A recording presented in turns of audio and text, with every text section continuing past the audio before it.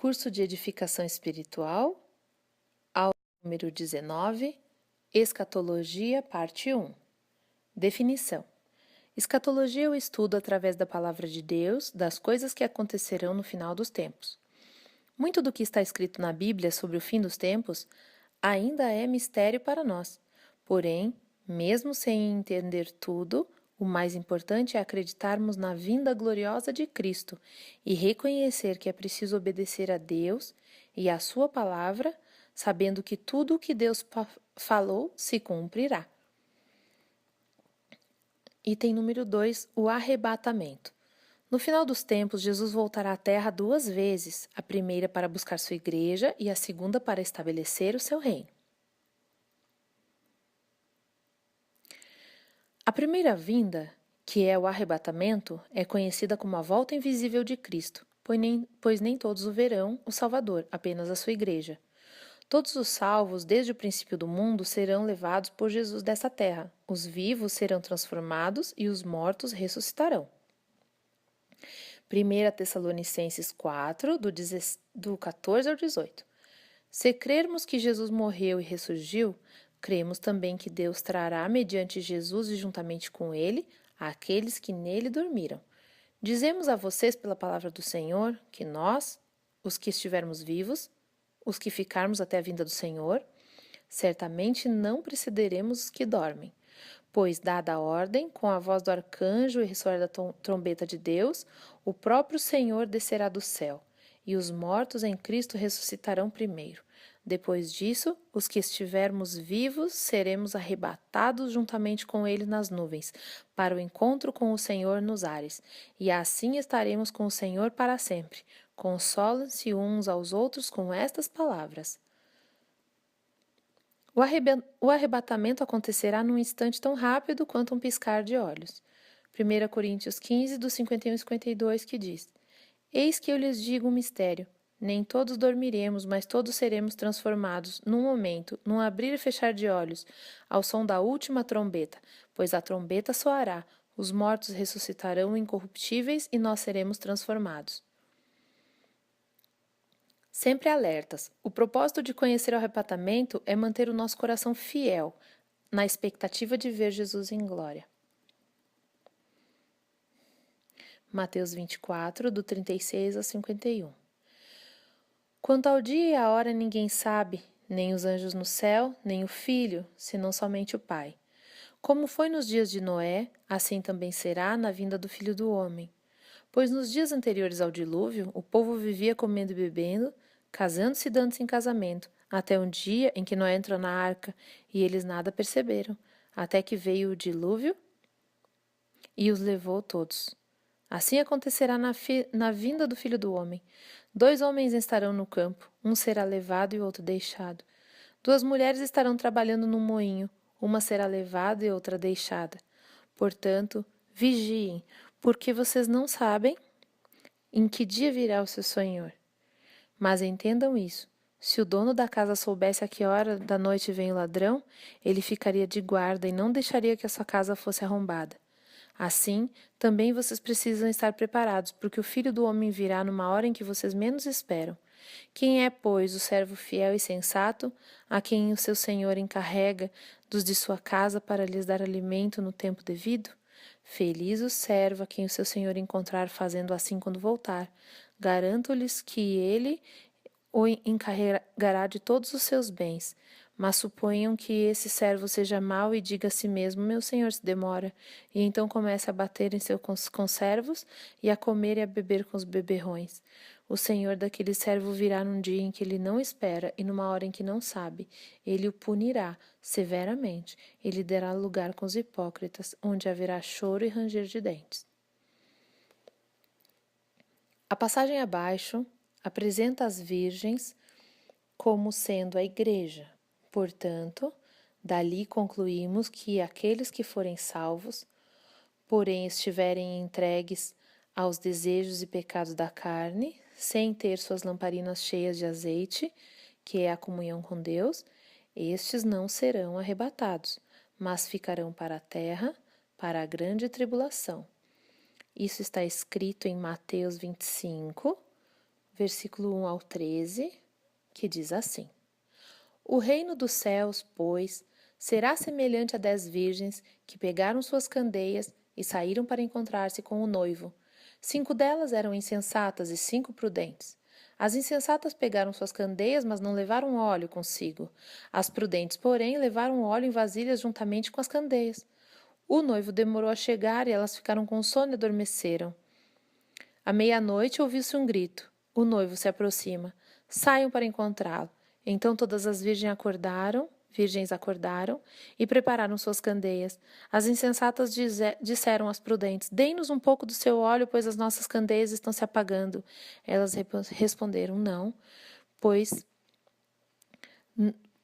pode ser que não haja o suficiente para nós e para vocês. Vão comprar óleo para vocês. E saindo elas para comprar óleo, chegou o noivo. As virgens que estavam preparadas entraram com ele para o banquete nupcial, e a porta foi fechada. Mais tarde vieram também as outras e disseram: Senhor, Senhor, abra a porta para nós. Mas ele respondeu: A verdade é que não as conheço. Portanto, vigiem, porque vocês não sabem o dia e nem a hora. Não serão arrebatados os salvos que se desviaram do caminho do Senhor, os que ouviram o Evangelho e não creram, e também os que não tiveram a oportunidade de ouvir o Evangelho e estar entre os salvos. Item número 3, o julgamento do Cordeiro ou tribunal de Cristo.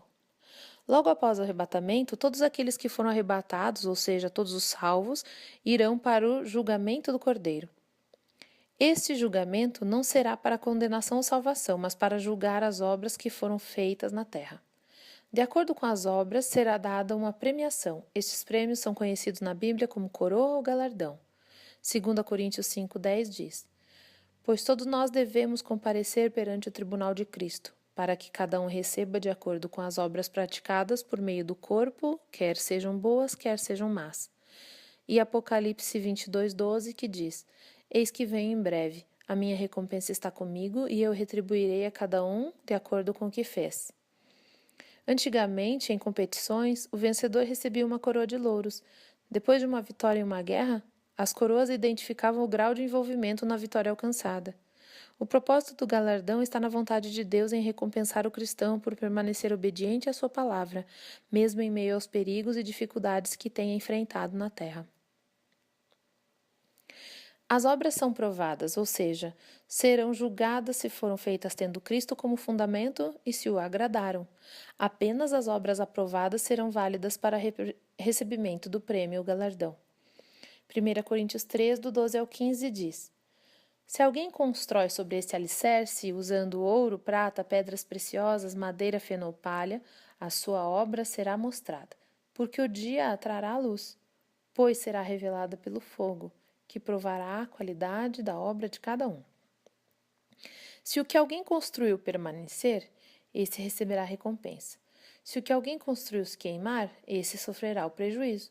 Contudo, será salvo como alguém que escapa através do fogo. Algumas citações sobre este prêmio chamado de coroa: coroa de glória, coroa da justiça, coroa da vida, coroa incorruptível e coroa da alegria. Respectivamente, estão nos seguintes textos bíblicos que passamos a ler. 1 Pedro 5, versículo 1 ao 4 diz: Portanto, apelo para os presbíteros que há entre vós, e o faço na qualidade de presbítero como eles, e testemunha dos sofrimentos de Cristo, como alguém que participará da glória a ser revelada. Pastoreiem o rebanho de Deus que está aos seus cuidados. Olhem por ele, não por obrigação, mas de livre vontade, como Deus quer. Não façam isso por ganância, mas com o desejo de servir. Não hajam como dominadores dos que lhes foram confiados, mas como exemplos para o rebanho. Quando se manifestar o Supremo Pastor, vocês receberão a imperecível coroa da glória. 2 Timóteo 4,8 diz: Agora me está reservada a coroa da justiça, que o Senhor, justo juiz, me dará naquele dia, e não somente a mim, mas também a todos os que amam a sua vinda. Apocalipse 2:10 diz: Não tenha medo do que você está prestes a sofrer. Saibam que o diabo lançará alguns de vocês na prisão para prová-los, e vocês sofrerão perseguição durante 10 dias. Seja fiel até a morte, e eu lhe darei a coroa da vida. 1 Coríntios 9:25 diz: Todos que competem nos jogos se submetem a um treinamento rigoroso para obter uma coroa que logo perece, mas nós o fazemos para ganhar uma coroa que dura para sempre. Filipenses 4:1.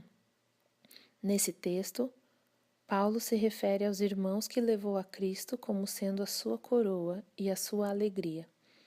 Diz assim: Portanto, meus irmãos, a quem amo e de quem tenho saudade, vocês que são a minha alegria e a minha coroa, permaneçam assim firmes no Senhor, ó amados. Item 3.8. Devemos ficar atentos para não perdermos a nossa coroa ou recompensa, conforme Apocalipse 3:11 nos adverte. Eis que venho sem demora. Guarda o que tens, para que ninguém te tome a tua coroa. E 2 João 1:8 diz: Olhai por vós mesmos, para que não percam o que temos ganho, antes recebamos o inteiro galardão. Item número 4. As bodas do Cordeiro.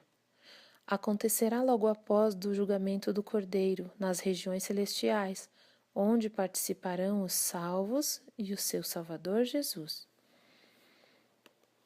Apocalipse 19, do 7 ao 9 diz: Regozijemo-nos, vamos nos alegrar e dar-lhe glória, pois chegou a hora do casamento do Cordeiro, e a sua noiva já se aprontou. Foi-lhe dado para vestir-se linho fino, brilhante e puro.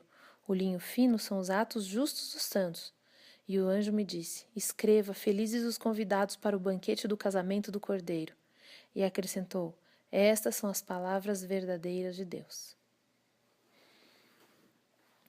Na Bíblia, este evento é conhecido como um casamento ou encontro, há muito tempo esperado, do noivo com a sua noiva, ou seja, Jesus e a igreja.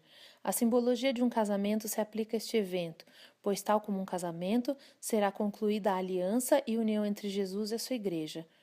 Como em todo casamento, após o cerimonial, realizar-se-á uma festa de celebração. A Bíblia diz que o próprio Cristo nos servirá à mesa, em Lucas 12, 36 e 37, como vemos. Como aqueles que esperam seu Senhor voltar de um banquete de casamento, para que quando ele chegar e bater, possam abrir-lhe a porta imediatamente.